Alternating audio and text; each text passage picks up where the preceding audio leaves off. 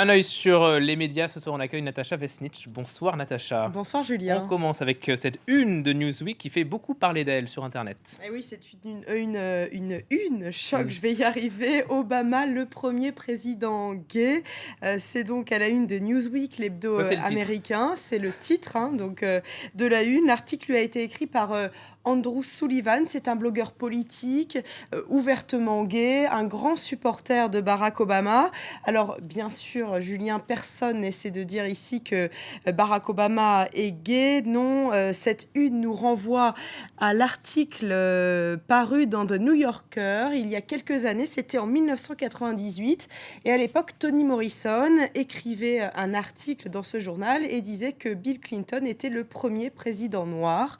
Vous voyez la référence. Elle disait que Bill Clinton avait toutes les caractéristiques de l'homme noir, une famille monoparentale. Il était issu d'une famille modeste, d'un milieu ouvrier. Il jouait du saxophone. Il était originaire de l'Arkansas, dans le sud des États-Unis, alors qu'on sait que la majorité des intellectuels américains sont plutôt originaires du nord des États-Unis. Et il était fan de burgers. Bref, il avait toutes les caractéristiques de l'homme noir. Américain, hein. Exactement, mais plus particulièrement de l'homme noir, selon en tout cas Toni Morrison. Alors l'auteur de cet article dans le Newsweek, The Newsweek de cette semaine, vous l'aurez compris, se sert de cette référence pour dire qu'Obama, tout en étant hétérosexuel, il a évidemment des valeurs libérales qui sont souvent partagées par la communauté gay. Sullivan est chroniqueur dans le journal The Daily Beast, et dans un billet, il explique en fait que cette prise de Barack Obama ne va pas changer les lois des États-Unis et qu'il n'aura pas d'effet immédiat, mais que c'est un changement idéologique très important pour les États-Unis. C'est un geste audacieux sur lequel Obama ne peut plus revenir dorénavant, il le prévient. Et Sullivan s'interroge lorsque le président américain, la semaine dernière, s'est prononcé en faveur de ce mariage homosexuel.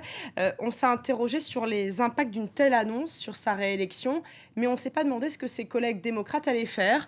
Et là, il demande aux collègues démocrates de se positionner. Alors, est-ce qu'ils sont pour ou est-ce qu'ils sont contre Obama ? Certains ont déjà trouvé la manière d'éluder la question, disant que cette question du mariage homosexuel ne relevait pas de la loi fédérale, donc ils n'avaient pas à se prononcer. En tout cas, la une a dû surprendre Michelle Obama. Allez, on change complètement de sujet. Vous allez nous parler d'attaques informatiques, les cyberattaques. Exactement. Et Rue 89 nous propose un dossier très intéressant. Elle se demande si un Pearl Harbor numérique est crédible. Est-ce que suite à une attaque informatique, on peut être privé d'électricité, de téléphone, d'eau, de chemin de fer ? Ces attaques nous fait frémir en tout cas. Et est-ce qu'on se demande en fait si elles peuvent être réelles ? Il y a un précédent en tout cas, Julien, c'est le virus Stuxnet qui a obligé les autorités iraniennes à bloquer 9000 centrifugeuses et à retarder la production d'uranium, donc ça existe bien. Est-ce que la France a déjà fait l'objet d'attaques, de cyberattaques par Eh bien, exemple ? les interlocuteurs interrogés par Rue 89 restent très flous. On ne sait jamais à quoi ressemble une attaque informatique. Et Rue 89 résume très bien. C'est souvent le problème de la sécurité informatique. L'alarmisme des vendeurs, c'est leur fonds de commerce. Et puis, les victimes, elles, ont tout intérêt à se taire. Donc, on ne connaît pas trop les dessous. Vous avez 30 secondes pour nous parler de la culotte de la reine d'Angleterre. Je me dépêche parce que c'est intéressant quand même.